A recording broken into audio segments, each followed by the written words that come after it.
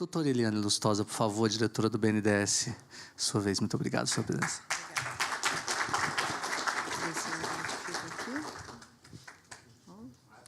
Vai chegar?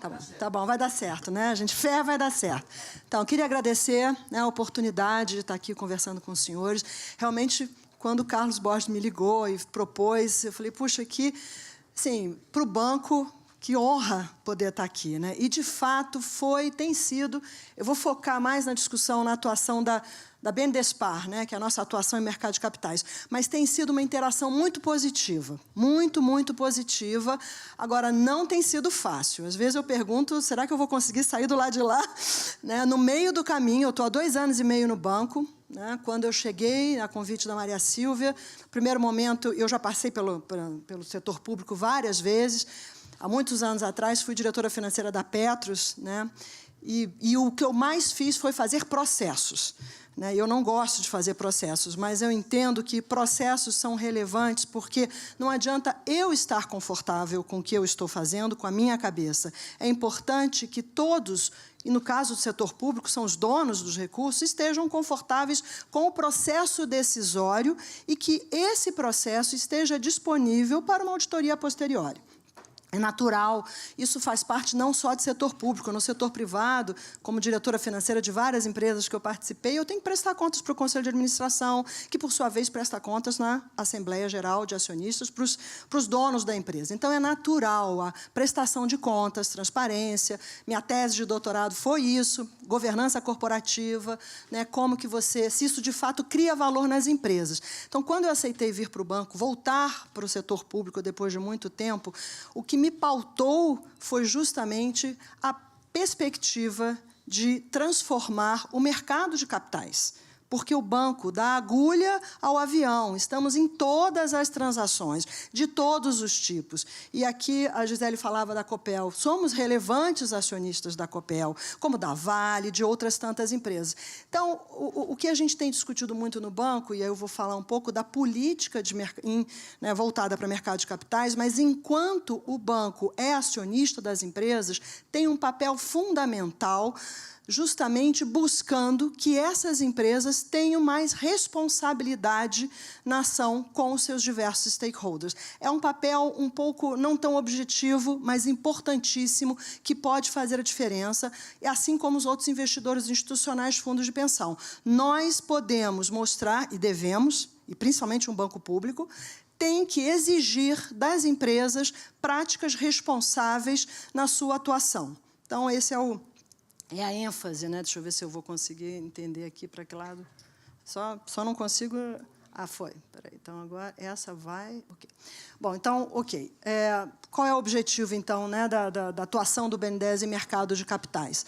A mudança são recursos públicos. O grande desafio de recursos públicos no contexto em que você tem restrição fiscal, todos nós sabemos, é o grande desafio.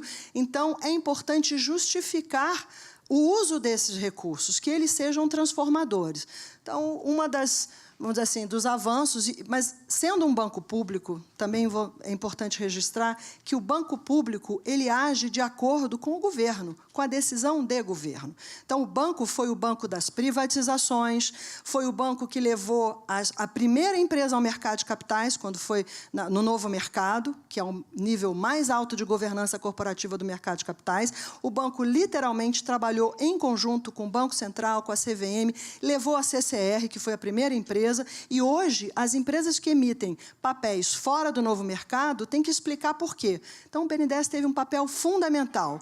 Quando o governo muda, o banco muda, e o BNDES justamente implementa as políticas que são definidas por um governo. O que o banco tem que fazer? Claro, tem que implementar essas políticas dentro da boa governança, da boa prática de gestão, atendendo a uma determinada diretriz. A diretriz que hoje o banco tem é essa. É o banco buscar, e obviamente o banco não busca apenas lucro, mas lucro é fundamental, ele investe, acompanha e desinveste a partir do momento que cumpriu o seu papel, né? Então, o que significa? Então, aqui está claro para qualquer um entender quais são, vamos dizer assim, os objetivos que direcionam os investimentos e o acompanhamento do banco. Então, ele tem que buscar aumentar a produtividade, viabilizar novos negócios, né, na vertente de infraestrutura produtiva, transformar o modelo de negócios, e eu vou falar um pouquinho mais como é que a gente trata essas vertentes. E, por fim, justamente, trabalhar dentro de educação, saúde e segurança pública. Por que foram escolhidos esses drivers verticais? Eles têm um grande conteúdo de externalidade. Então, é possível induzir também o investimento privado ou suprir lacunas, as chamadas falhas de mercado. Esse é o objetivo. E 4 missões transversais foram definidas: sustentabilidade, inovação, desenvolvimento regional e mercado de capitais. Então, muitas vezes, um instrumento inovador que permita trazer mais recursos privados para o mercado de capitais, que permita desenvolver o mercado de capitais, é uma forma que justifica a atuação do banco. Eu vou passar rápido, eu sei que tenho pouco tempo, eu vou... Então, assim, essa é a forma que a gente tem que prestar contas. Como é que eu invisto, eu acompanho e eu desinvisto. Hoje, o banco cumpriu a missão, tem que desinvestir. Busca-se desinvestir, mas, no momento do desinvestimento, tem que se buscar justamente a forma mais adequada e que tenha o retorno adequado também do ponto de vista financeiro. Então, é uma decisão importante. Não podemos vender a qualquer preço. Então, mas tem que ficar claro também para todos os que vão nos monitorar e acompanhar. Então, é importante entender, preço justo não é o preço de mercado. O preço de mercado, ele sofre ele é afetado por diversas influências que não realmente refletem a essência do valor justo da empresa. E essa discussão eu tive aqui em várias reuniões na CSEX. Bom, como que é possível colocar essas informações, registrar esses pontos, para que uma auditoria a posteriori possa entender quais eram os drivers, quais eram as variáveis relevantes na definição de preço justo, que, por si só, não é uma ciência exata.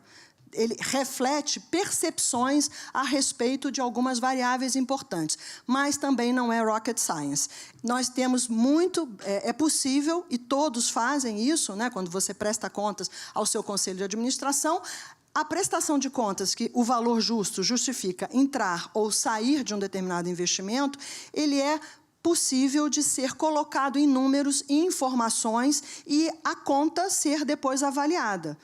O que precisa ser feito? O que precisa para os órgãos de controle poderem devidamente cumprir o seu papel de buscar entender esse racional? Trazer as informações relevantes que levaram àquela decisão. Relatórios de bancos de research, informações sobre séries históricas de câmbio, de celulose, enfim, de minério, de ferro. Tudo isso é possível e tem que estar registrado à luz da época que o investimento foi feito ou desfeito, né? Bom, então, o papel do banco, justamente, é também ajudar nesse processo, né, de levar uma empresa de capital semente até o mercado de capitais. Então, hoje, o banco tem um portfólio, né, de ativos em gestão na área de mercado de capitais. Eu estou falando aqui, essencialmente, da parte de investimento. É o chamado BNDESPar, né, o que vocês conhecem como BNDESPar, que é o banco que ajuda complementarmente ao crédito. Então, ele tem uma certa subjetividade, e esse foi o grande desafio, né, no meio, né, dessa gestão, conseguir atender aos requisitos de prestação de contas necessário para os órgãos públicos.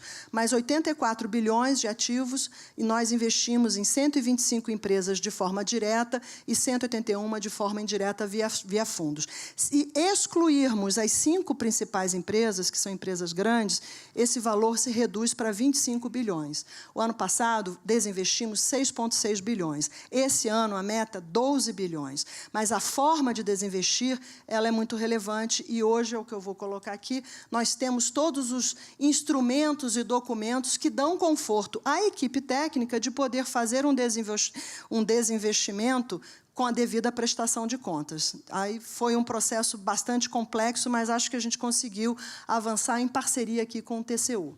Então, uma das formas importantes que o banco investe também é via fundos, e aí, qual é a importância de investir via fundos? É que você consegue alavancar recursos privados, mas a lógica de investimento via fundos é uma lógica de portfólio. Então, naturalmente, e principalmente em venture, em pequenas empresas, a morte, antes de conseguir chegar ao fim, ela é natural. faz parte do negócio. Então, nós temos que conviver com o erro e, na visão de portfólio, surgem os chamados unicórnios. Então, esta é a essência do investimento, principalmente quando você está trabalhando mais na visão de seed capital.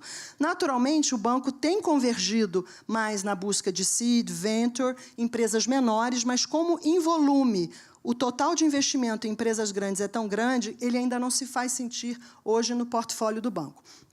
Então, eu vou falar mais a respeito da venda, que esse foi o grande desafio. Eu vou compartilhar o porquê. Então, o banco, e na hora de desinvestir, ele passa por todos esses cheques. Cumprir meu papel, o investimento é maduro, tem liquidez, se não tem liquidez, vamos buscar uma forma de criar liquidez para, então, poder desinvestir. Né? Então, você passa, né, devidamente por cada um dessa avaliação. E um caso concreto, né, porque eu estou vendo que eu tenho 4 minutos, o caso concreto que foi recentemente. Então, nós temos uma política, é muito fácil vender no pregão, em bolsa, é a forma que nós fizemos todos os desinvestimentos no ano passado. Né?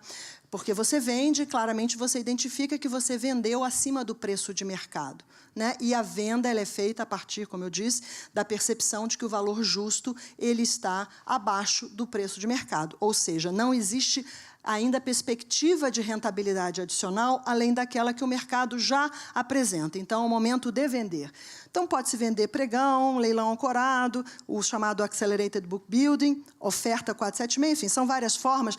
E essa última, que é chamada M&A, foi o maior desafio e objeto de várias reuniões com o TCU para explicar que, quando se busca, né, quando eu tenho um ativo com uma participação muito grande nesse ativo, no equity desse investimento, e não tem liquidez, muitas vezes a forma que o mercado desinveste é buscar um investidor estratégico.